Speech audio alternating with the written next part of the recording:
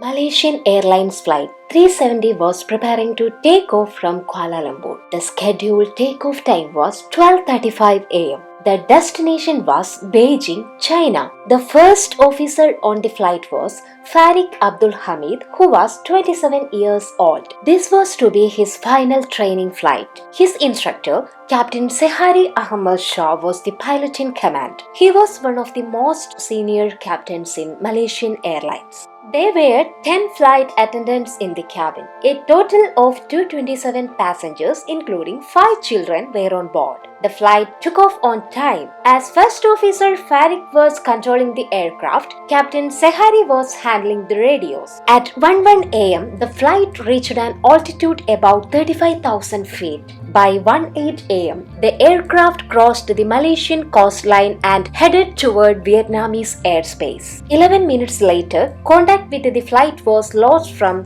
Kuala Lumpur Air Traffic Control. From this point, communication was supposed to be handled to Vietnamese Air Traffic Control. The controller at Kuala Lumpur Center said good night and ended the radio transmission. But he didn't receive any response to that good night. At 1:21 am, just 39 minutes after takeoff, MH370 crossed into Vietnamese airspace and 35 seconds later it disappeared from radar. Despite repeated attempts, there was no response from the aircraft. According to formal international agreements, if a plane is more than 5 minutes late to check-in, the country it departed from must be notified immediately. But in the confusion of that moment, they forgot this protocol. It was only when they picked up the phone to inform Kuala Lumpur that they realized the mistake. It had been 18 minutes since MH370 disappeared from their radar screens. Confusion and fear began to rise among the Vietnamese officials, unsure of what to do next. At 6:32 am, after nearly 4 hours of confusion and discussions, they finally informed Kuala Lumpur about the situation. Immediately, a search operation for the missing aircraft was launched. The search was focused in the South China Sea between Malaysia and Vietnam. It became an international effort involving 34 ships and 28 aircraft from 7 different countries. But what shocked them was the result of their search.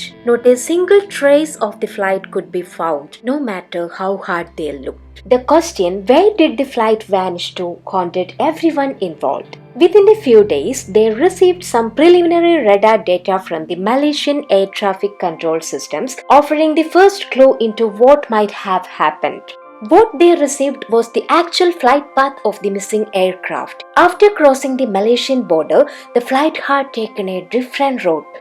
First, it turned southwest, flew across the Malay Peninsula and circled around Penang Island. Then it changed direction again and flew northwest through the Strait of Malacca and over the Andaman Sea. It took over an hour to complete this part of the flight. The radar coverage of Malaysian Air Traffic Control extended only up to that point. Beyond that, they had no idea where the flight had gone. However, later they received additional data from satellite communication systems. At the time the flight left Malaysian radar coverage, a British satellite called Inmarsat had picked up signals from the aircraft. Using this single piece of data, they began to reconstruct the flight's path. What shocked them was the information from the satellite.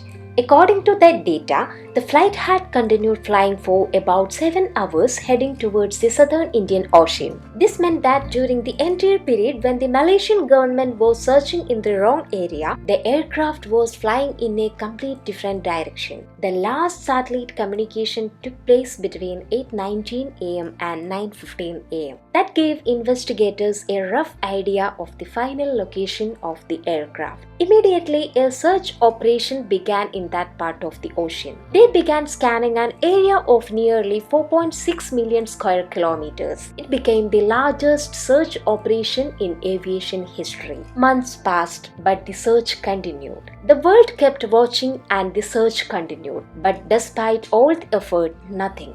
Not a single piece of the missing flight could be found. No one knew what really happened to Malaysia Airlines Flight 370. People assumed it must have crashed into the ocean, but there was no proof of that. And there was no sign that it had landed anywhere either. Then about a year later, in July 2015, something changed. On the island of Reunion in the Indian Ocean, locals discovered parts of an airplane. Some of the serial numbers were still visible. Investigators checked them and confirmed they belonged to flight MH370. But here is the shocking part. That island was over 4,000 kilometers from the original search area. The discovery raised more questions than answers. Still, a new search was launched in that part of the ocean, and not long after, more pieces of the aircraft were found along the African coast. But even then, no one could say for sure what had happened, because only a few scattered parts had been recovered, not enough to tell the full story. And those parts showed no signs of fire, no signs of an explosion.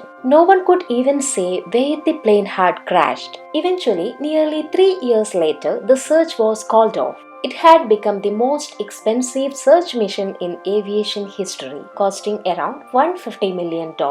By then, most believed the flight had probably ended in a crash, but that left a bigger mystery. Why did it happen? How? And who was behind it? Investigators looked into every possible detail. They studied the passenger list looking for any suspicious profiles. Everyone checked out clean. But toward the end of the checks, they found something strange. 2 Iranian men had boarded the plane using fake passports. That was alarming. But further investigation revealed they weren't connected to terrorism. They were likely just refugees trying to flee the country. In the end, there was no evidence of a hijack by any passengers. But the biggest question still remained. Can we be sure it wasn't hijacked at all? If it wasn't the passengers, could it have been someone else who hijacked the flight? Investigators turned their focus to the 2 pilots. Police searched both of their homes looking for clues, but they found nothing unusual. No solid evidence, no clear signs of foul play.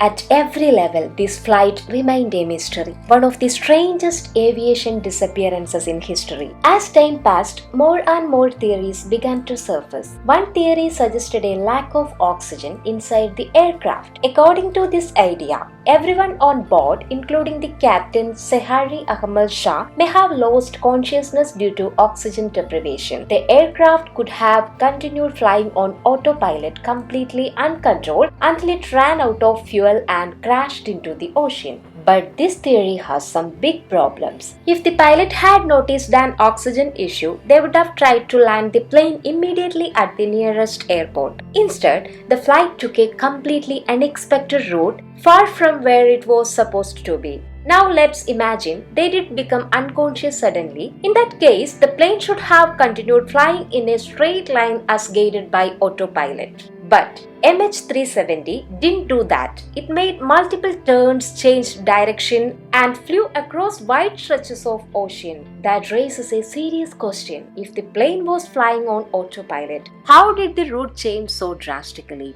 This is why, even though several theories were presented, none of them really explain everything.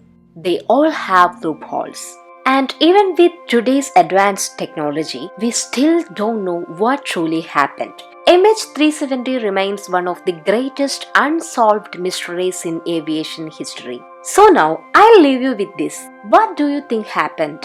Who or what was behind the disappearance? Could it have been an accident? Share your theories in the comments.